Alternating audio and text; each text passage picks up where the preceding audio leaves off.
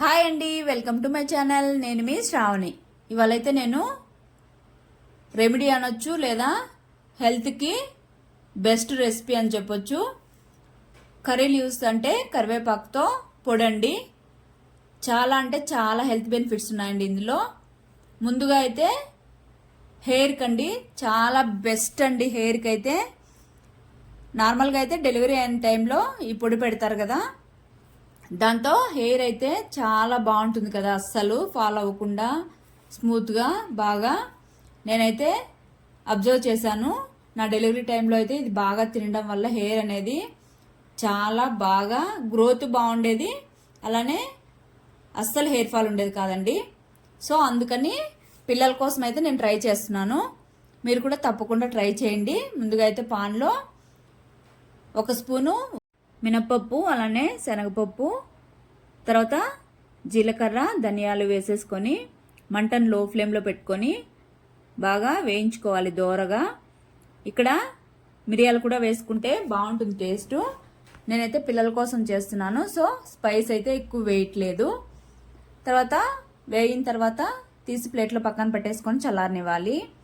తర్వాత అలానే ఒక గుప్పెడు కరివేపాకు కూడా వేసేసుకొని బాగా డ్రైగా, నేను ఇక్కడ చూపిస్తున్నాను కదా అలాగా ఫ్రై చేసేసుకొని పక్కన పెట్టేసుకోవాలి. తర్వాత అదే పాన్లో ఆయిల్ వేసుకొని అందులోనే ఒక 5 నుంచి 7 ఎండుమిర్చి వేసేసుకొని మంటనైతే లో ఫ్లేమ్లోనే పెట్టుకోవాలి. ఫ్రై చేసేసుకోవాలి. ఫ్రై చేసేసుకున్న తర్వాత ఇందులోకి మనం వేయించి పెట్టుకున్నాం కదా ఆ పప్పులన్నీ కూడా వేసేసుకొని కొద్దిగా చింతపండు వేసేసుకొని ఒకసారి బాగా ఆయిల్లో మిక్స్ చేసేసుకొని పక్కన పెట్టేసుకోవాలి. తర్వాత ఒక మిక్సీ జార్ తీసుకొని మనం వేయించుకున్న పప్పులన్నీ ఇందులో వేసేసుకోవాలి. వేసేసుకొని ముందుగా మిక్సీ పట్టేసుకోవాలి బరకగా. చూడండి ఇక్కడ నేను చూపిస్తున్నాను కదా, అలాగా మిక్సీ పట్టేసుకున్న తర్వాత ఇందులోకి తగినంత సాల్టు, అలానే కరివేపాకు కూడా వేసేసుకోవాలి. వేసేసుకొని ఒకసారి మళ్ళీ ఆపి మిక్సీ పట్టేసుకోవాలి.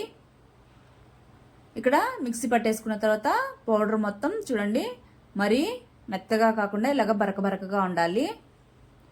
తర్వాత ఇందులోనే వెల్లుల్లి అయితే ఎంత ఎక్కువ వేసుకుంటే అంత బాగుంటుంది టేస్ట్. అయితే నేనైతే తక్కువ క్వాంటిటీ చేస్తున్నాను కాబట్టి కొద్దిగానే వేసాను. వెల్లుల్లి వేసేసుకొని మిక్సీ పట్టేసుకోవాలి. ఇలాగా చూడండి పొడి అయితే ఇలాగా పొడిగా భలే ఉంటుందండి. ఇది అయితే టేస్ట్ కూడా వేడి అన్నంలోకి కొద్దిగా నెయ్యి వేసేసుకొని ఈ పొడి వేసేసుకొని తింటే చాలా బాగుంటుంది.